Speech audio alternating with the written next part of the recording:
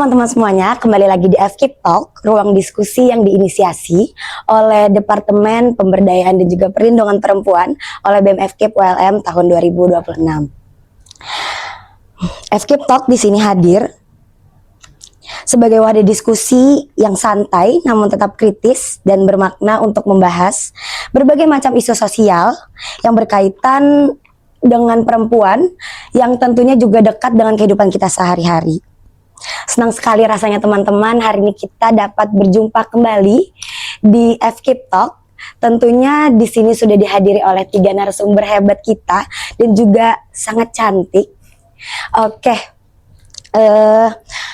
asing rasanya ya teman-teman jika hari ini kita tidak berkenalan dulu dengan para narasumber kita. Sebelumnya perkenalkan, aku Naila selaku host yang akan memandu jalannya podcast kita pada hari ini. Baik, karena aku sudah perkenalan, boleh dong kita persilahkan kepada narasumber kita hari ini untuk memperkenalkan dirinya supaya teman-teman yang menonton juga bisa merasa dekat dan juga kenal kepada masing-masing narasumber yang hadir pada hari ini. Boleh dong dimulai dari kakak yang duduk di samping aku. Boleh? Dulu nih ya. Iya boleh. Yang kakak-kakak semuanya. Perkenalkan, nama aku Adila Zahwa Mafaza. Aku dari program studi Pendidikan Pancasila dan Kewarganegaraan. Lanjut Kak. Oke, halo teman-teman semuanya, perkenalkan aku Nida Tiaw Mahfud dari program studi Pendidikan Jasmani FKIP ULM. Lanjut.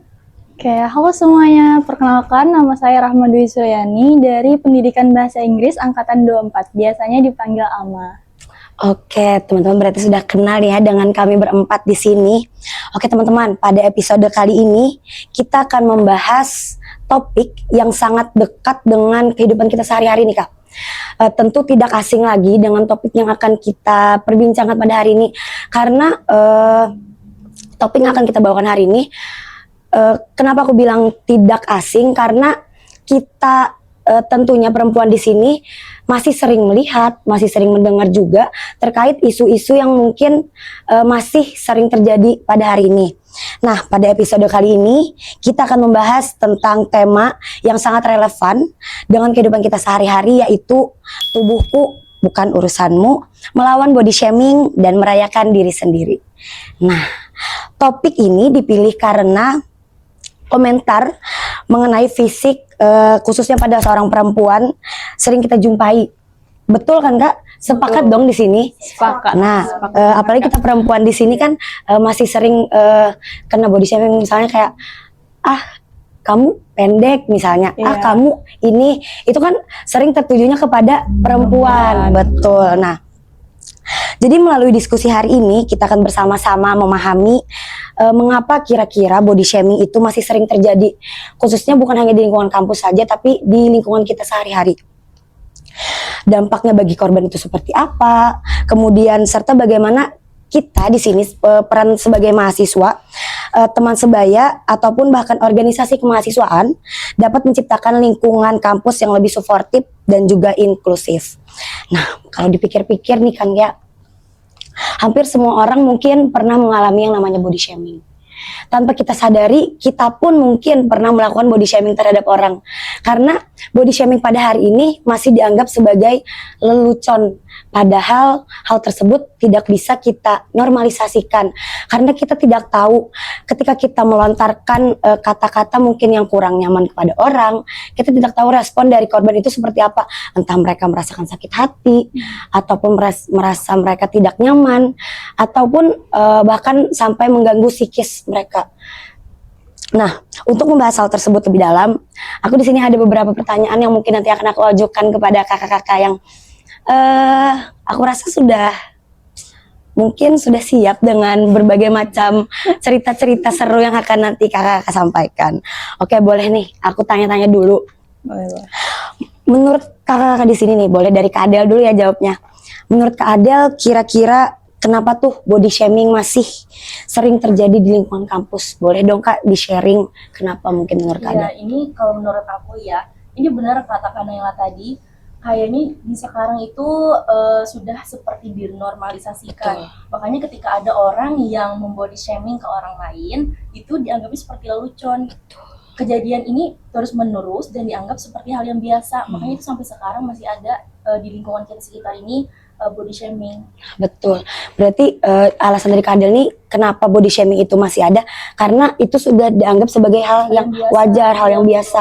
Betul. Kalau menurut Kanida nih gimana Kak? Kenapa tuh kira-kira? Oke, baik. Sebelum kita telik lebih dalam lagi ya mengenai body shaming ini kan artinya tuh tubuh dan juga suatu aktivitas merendahkan Betul. yang berbentuk ke fisik menuju ke arah fisik. Nah, di sini kenapa body shaming itu sering terjadi? Karena menurut saya di sini adanya kurangnya kesadaran sendiri, Kak. Kurang kesadaran, kurangnya empati. Karena banyaknya di sini kita sebagai mahasiswa dan sebagainya itu mungkin bisa secara akademik, tapi yang perlu diasah lagi di sini adalah rasa empati. Betul. Jadi rasa empati itu perlu ditingkatkan sehingga body shaming ini nanti terhindar lah begitu Kak. Mungkin itu Pak. Betul. Karena jika kita tidak mempunyai rasa empati, Iya. hal tersebut tadi berkaitan dengan Kak Adel dianggap sebagai hal biasa aja, Iya. itu cuman candaan aja, dia nggak mungkin masukin ke hati. Padahal kita kan nggak tahu respon dari Iya. sang korban tuh gimana, karena empati kita udah Iya, turun betul. banget. Iya Iya. betul, aku setuju sih sama juga sama Kanida. Kalau menurut Kak Aman nih gimana? Di lingkungan kampus sendiri kenapa tuh masih marak terjadinya body shaming? Kalau aku udah setuju banget sama kakak-kakak sebelumnya itu udah bener. Karena selain dari normalisasi, terus juga empatinya kurang dan self-awareness-nya itu kurang, kadang itu bisa juga hal itu didasari oleh lingkungan sekitarnya. Jadi bisa jadi entah itu di lingkungan keluarganya atau di sekitar rumahnya, body shaming itu udah jadi hal yang biasa, udah jadi hal yang wajar karena dia udah terpapar dari dini dengan hal-hal seperti itu. Jadi pada akhirnya dia menormalisasi hal tersebut dan dia menganggap remeh hal itu. Kayak gitu Kak. Oh berarti di sini banyak sekali ya Kak, mungkin faktor-faktor yang terjadi tadi, contohnya seperti rasa empati yang kurang, kemudian hal itu karena ada rasa empatinya yang kurang jadinya dinormalisasikan. Tapi hal itu bisa kita ambil kesimpulan bahwa dua itu bisa terjadi karena lingkungan tadi yang seperti udah yang dijelaskan sama Kak Ama tadi. Berarti di sini faktornya memang tidak bisa kita pungkiri, tidak bisa kita hilangkan. Tapi mungkin di sini peran kita sebagai ormawa, mungkin peran kita sebagai teman sebaya, atau mungkin peran kita sebagai calon guru nantinya, mungkin bisa menjelaskan kepada anak-anak peserta didik atau teman-teman sebaya kita untuk tidak menormalisasikan hal tersebut.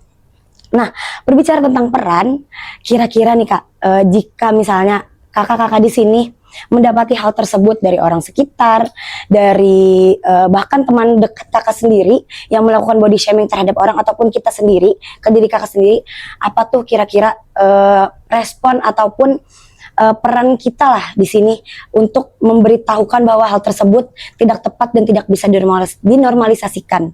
Nah, aku di sini mau dengar jawaban dari Kanida dulu deh, karena dari tadi Kak Adel. Oke.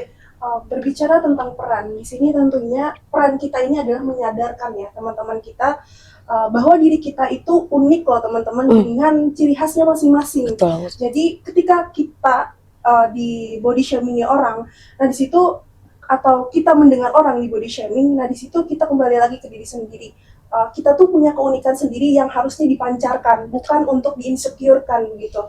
Jadi peran kita bagi sesama teman, misalkan ada yang melihat body shaming ataupun apa, kita kembali lagi berbicara pada dia secara lembut bahwa body shaming itu kegiatannya itu akan menjatuhkan orang lain. Jadi bagaimana cara kita supaya orang-orang itu tidak tersinggung gitu. Jadi sebagai peran sendiri kita harus memanfaatkan sebagai anak muda itu untuk bisa memberikan ataupun membicarakan kepada yang baik-baik lah pada orang gitu. Betul, aku makasih sangat tertarik sih aku dengan jawaban Kanida di sini. Jadi kita harus bisa membuat dia percaya diri bahwa diri kita di sini nih unik. Perbedaan dari diri kita sendiri itu bukan suatu hal yang harus kita insecurekan, tapi bahkan harus kita tonjolkan, harus kita gali potensi kita apa. Setuju sih aku. Kalau dari Kama nih gimana? Nah, jujur aku juga sangat setuju dengan jawaban kakaknya, karena kan pada dasarnya setiap orang itu berbeda-beda. Jadi kita nggak bisa dong memukul sama rata semua orang gitu di dalam satu standar, yang mana itu tidak relevan lah untuk kita gitu. Nah, kalau dari aku sendiri mungkin apabila aku menemui hal seperti body shaming ini di lingkungan sekitarku atau mungkin ke diriku sendiri, ya menurutku juga kita harus mengingatkan seperti kata kakak sebelumnya gitu. Nah, selain itu kita juga bisa tuh sambil edukasi pelan-pelan, kasih tahu ini tuh sebenarnya nggak bener loh gitu. Tapi ngedukasinya ya pelan-pelan dengan cara yang baik-baik gitu. Gitu sih Kak, kalau dari aku. Oke, boleh dari Kak Adel deh, boleh gimana Kalau perannya? dari aku, ya yang pertama ya kan kita ketika kita menemui misalnya korban dari body shaming, kita rangkul dulu nggak sih Kak? Kita rangkul Betul, dulu betul. korbannya, kita supaya dia tidak merasa sendiri. Itu sih dulu yang utama. Karena pernah juga nih kan Oh, oke, pasti oke. tahu lah gimana jadinya. Terus kalau untuk pelaku kita itu wajib kasih apa ya bahasanya, bukan ngasih paham Ya, kayak gitu, kasar kasih paham. kayak kita berikan pemahaman Iya, gitu iya. loh, bahwa apa yang kamu lakukan kepada korban itu akan berdampak besar bagi korban itu sampai bisa ke psikis ya Kak Iya, ya. betul, betul. Itu sih kalau dari aku. Berarti di sini caranya tadi dengan cara memberikan pemahaman atau edukasi, tapi secara lembut. Tapi yang perlu kita garis bawahi di sini bahwa hal yang pertama harus kita lakukan adalah merangkul korban tadi, seperti yang dikatakan Kak Adel. Karena body shaming ini, aku sepakat dengan Kak Ama tadi, kenapa bisa terjadi body shaming? Karena orang sekarang tuh memukul rata. Cantik itu harus putih, Iya, cantik itu betul. harus tinggi, cantik itu harus pintar. Padahal kita di balik semua itu, setiap orang tuh memiliki keunikan. Kembali lagi seperti yang dikatakan kandidat tadi, semua orang memiliki keunikan. Mungkin dia tidak terlalu pintar di akademik, tapi siapa tahu dia lebih pintar di non akademik. Contohnya seperti olahraga.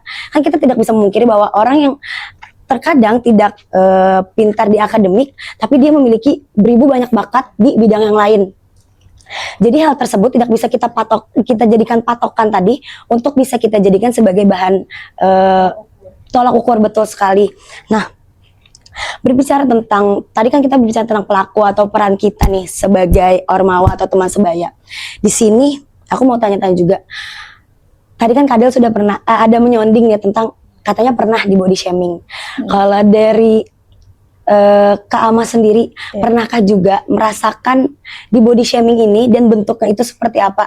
Dan dampaknya ke kakak sendiri itu seperti apa?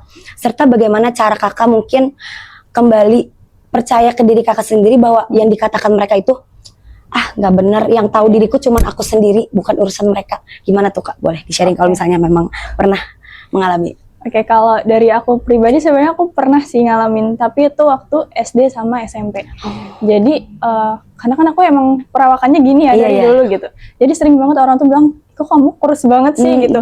Bahkan ada kata-kata yang menurut aku tuh sampai kelewatan tuh, dia bilang kayak kurus banget sih, nggak pernah dikasih makan ya, kayak gitu. Nah kayak gitu. Tapi pas aku pindah, waktu aku lulus SMP itu aku pindah ke tempat yang lain, dan di situ aku ngerasa body shamingnya tuh lebih kurang daripada pas aku SD dan SMP. Nah terus aku kuliah sekarang kan aku ngekos nih, jadi pindah lagi kan. Nah di kehidupan kuliah yang sekarang aku tuh malah nggak pernah sama sekali nemuin yang namanya body shaming, karena temen-temen aku tuh bener-bener yang suportif banget. Jadi bener kayak yang aku mention sebelumnya, lingkungan itu berpengaruh besar banget di dalam hal ini gitu. Dan aku yang awalnya tuh dulu ngerasa insecure kan karena dikatain kurus lah atau kayak jerawatan lah dan lain-lain. Itu akhirnya aku mulai sadar, oh ternyata omongan orang tuh nggak sepenting itu gitu loh. Betul. Karena yang tahu diri kita yaitu kita sendiri gitu. Gitu Kak. Oke, berat ya Kak, dikatain kurus, dikatain sorry banget jerawatan, itu kan cara kita sembuhnya itu kayak aduh, mau di ngelak tapi kita juga lihat diri kita sendiri, mau nggak percaya tapi kayak bener aja. Tapi sebenarnya kalau kita kenal dengan diri kita lebih dalam lagi, itu kita pasti bisa kayak istilahnya kayak nggak bener, nggak bener, iya kan. Nah di sini tadi aku mau dengar cerita dari Kak Adel juga, karena tadi sudah dimention di awal bahwa Kak Adel pernah juga mengalami body shaming tadi. Boleh Ya, diceritain? aku sebenarnya kurang lebih sama kayak Angga juga ceritanya. Jadi itu waktu SMP suka itu dibilangnya sama kok kurus juga gitu. karena emang kurus sih gimana lagi. Terus pada saat itu karena aku itu tipikal orang yang emang santai dan enjoy aja, sebenarnya nggak terlalu masuk hati. Cuman ada emang satu momen yang benar-benar menggores hati seperti itu ya kan. Iya, ada sampai endingnya itu yang benar-benar overthinking gitu kan, jadinya kepikiran gitu, wah gimana ya ini kok emang sekurus itu kan, kayak gitu kan, jadinya kita mikirnya. Terus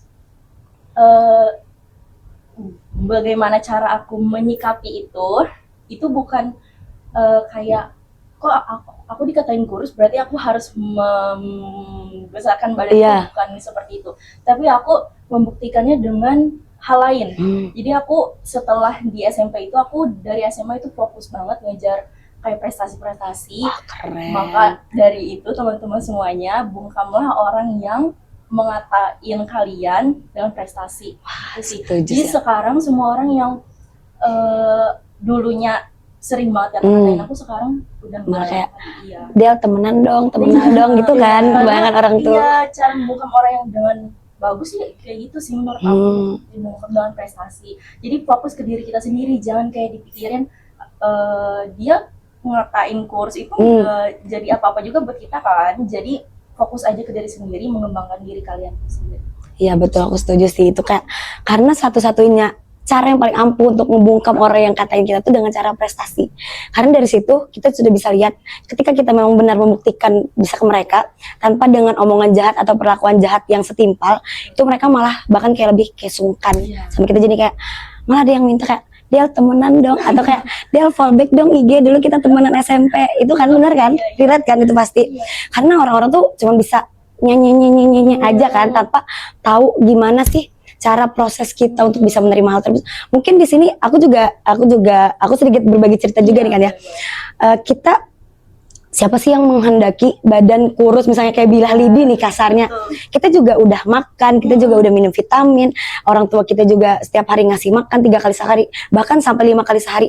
Tapi kalau memang metabolisme kita seperti itu dan badan kita juga bisa menerimanya seperti itu, ya tidak bisa dipaksa juga. Toh kita juga bukan Tuhan bisa ngatur badan kita mau seperti yang mereka inginkan. Ya kan yang tahu diri kita cuma diri kita sendiri tadi. Oke. Kalau dari Kanida nih gimana tuh Kak? Oke.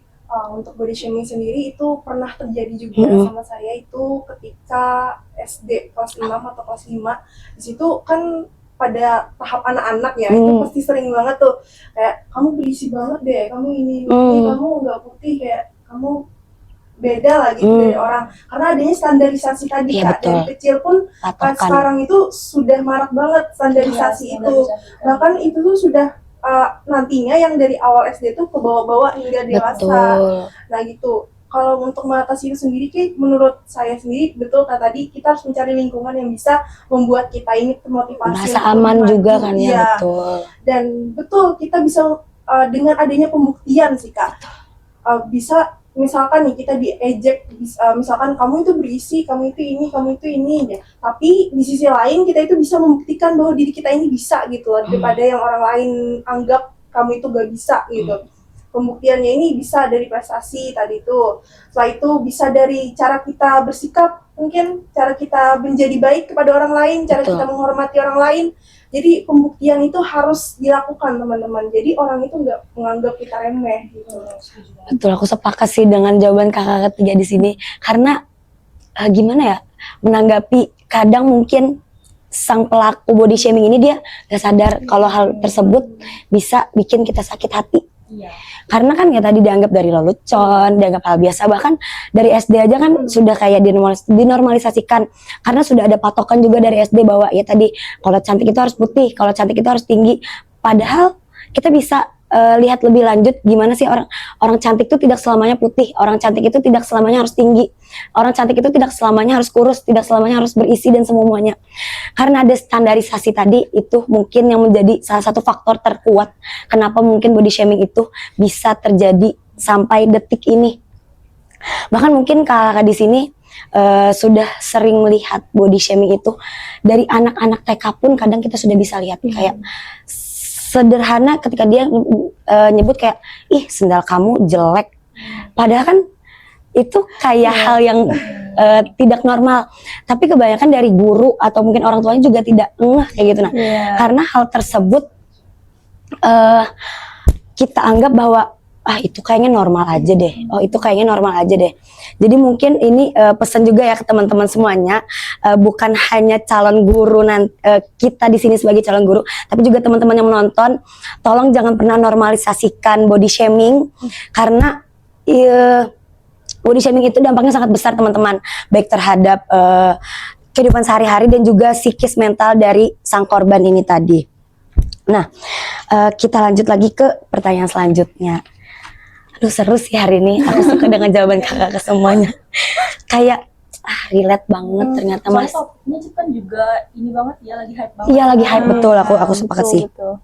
Nah, menurut kakak nih, karena tadi dari pengalaman kakak sendiri aja, kan kakaknya tadi sudah tiga-tiganya pernah mengalami yang namanya body shaming juga. Menurut kakak dampak body shaming ini jika kita tidak bisa menanggulanginya sendiri, atau kita mungkin sudah bisa dari kakaknya sendiri kan memang sudah bisa, mungkin dari teman-teman yang lain masih kayak kebingungan gimana caranya menanggulangi hal ini. Ada nggak sih kira-kira pesan yang bisa kita sampaikan yang mungkin singkat aja tapi kayaknya relate deh bisa kita atau menjadi pegangan kakak selama ini nih ketika di body shaming atau apa, boleh dong disampaikan satu-satu dari Kak Ama dulu. Oke. Mungkin kalau dari aku pesannya biasanya kan ya dampak dari body shaming itu tuh insecure terus overthinking itu kan yang paling banyak dan paling sering ya ditemui. Nah mungkin kalau dari aku pribadi tuh pesannya yang pasti kita kan nggak bisa nih langsung nyuruh orang nggak jangan insecure, itu kan pasti susah juga ya buat dianya. Jadi mungkin dari yang paling awal banget cari lingkungan yang suportif, cari komunitas yang suportif, biar dia bisa ngubah mindsetnya dulu. Jadi kalau dia udah bisa ngubah mindsetnya, oh sebenarnya aku ini berharga loh, oh sebenarnya omongan orang itu tuh nggak penting gitu. Kalau mereka udah ketemu komunitas yang pas untuk mereka bertumbuh bersama gitu, pasti lama-kelamaan kan mindsetnya akan terbentuk dan rasa insecure itu bakal bisa diatasi gitu. Betul. Karena dia udah, oh iya ya bener kata orang, diri aku tuh berharga gitu loh. Aku tuh nggak perlu ngedengerin omongan orang lain yang bahkan nggak ada efek sampingnya sebenarnya untuk aku, nggak ngasih benefit sama sekali kan gitu. Oke, intinya tadi yang disampaikan Kak Ama ini adalah kita fokus ke diri kita sendiri ya Kak, Iya, betul, dan cari Kak. lingkungan yang benar-benar mendukung pertumbuhan kita di sana, yang mau bertumbuh bersama, berjalan bersama dengan kita di situ tanpa adanya diskriminasi apapun. Iya. Oke, dari Kanida mungkin pesan yang ingin disampaikan ke teman-teman apa tuh Kak? Teman-teman, kalian unik dan kalian sangat berharga. Tetaplah jadi diri kalian sendiri. Jangan kalian mendengarkan omongan-omongan orang lain yang akan membuat kalian itu merasa terpuruk dan rendah diri. Kalian sangat berharga. Tetap jadi diri kalian sendiri. Tetap jadi versi terbaik kalian dimanapun dan kapanpun. Wah, merinding sih aku Kak, keren. Boleh tepuk tangan dulu dong teman-teman.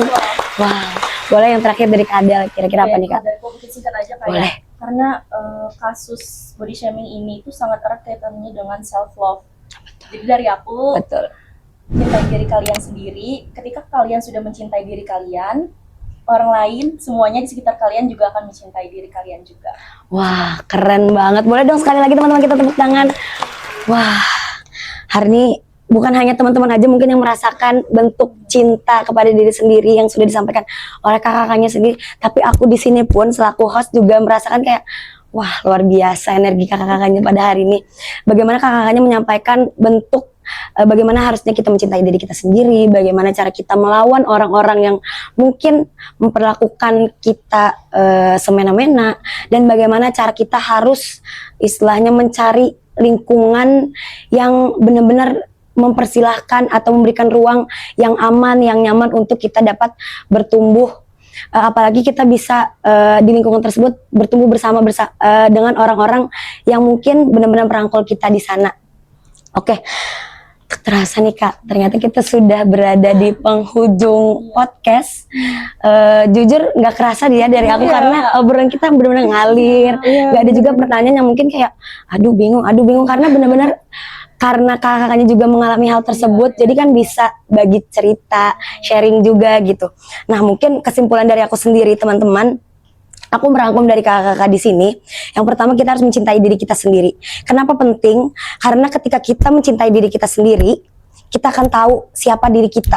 Ketika kita sudah tahu siapa diri kita, ketika ada orang lain yang menyampaikan atau memberikan komentar yang tidak benar tentang diri kita sendiri, kita akan dengan mudah melawan hal tersebut. Nah, kemudian karena kita sudah bisa melawan hal tersebut, kita juga akan bisa lebih efektif atau kita juga bisa lebih tahu lingkungan mana yang mungkin cocok dengan diri kita sendiri. Jadi di garis bawahnya yaitu kenali diri kita sendiri, cintai diri kita sendiri. Oke. Di sini aku juga ingin memperkenalkan kakaknya sendiri. Di sini kami BEM FKIP ULM juga menghadirkan link pengaduan terkait mungkin dari kakaknya sendiri atau di prodi kakaknya sendiri ada beberapa hal yang mungkin kurang mengenakan tentang perempuan. Jadi di sini kami hadir untuk memberikan ruang aman, ruang nyaman kepada para perempuan yang mungkin takut untuk berbicara langsung, menyampaikan keresahannya langsung. Jadi kami di sini menghadirkan link pengaduan tentang isu-isu perempuan yang mungkin dialami oleh kakak-kakak atau teman-teman kakaknya di prodinya masing-masing. Boleh nanti kakaknya sampaikan juga, dan linknya nanti akan kami taruh di sini ya teman-teman.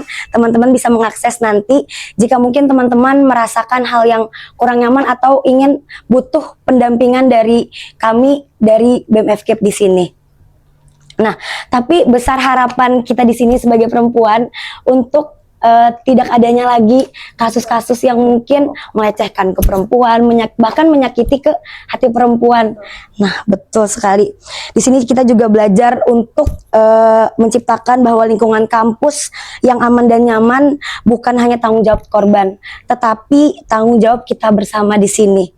Sebagai mahasiswa, teman sebaya maupun bagian dari organisasi kemahasiswaan, kita memiliki peran untuk saling menghargai, mendukung, dan mengingatkan ketika melihat tindakan yang merugikan orang lain. Nah, mungkin itu tadi dari pembicaraan kita hari ini. Semoga teman-teman yang menonton dapat mengambil pelajaran, dapat ilmu yang bisa teman-teman terapkan di kehidupan masing-masing. Sampai jumpa teman-teman di kesempatan berikutnya. Aku Naila selaku host, pamit undur diri. Dadah, boleh dadah juga Kak. Dah.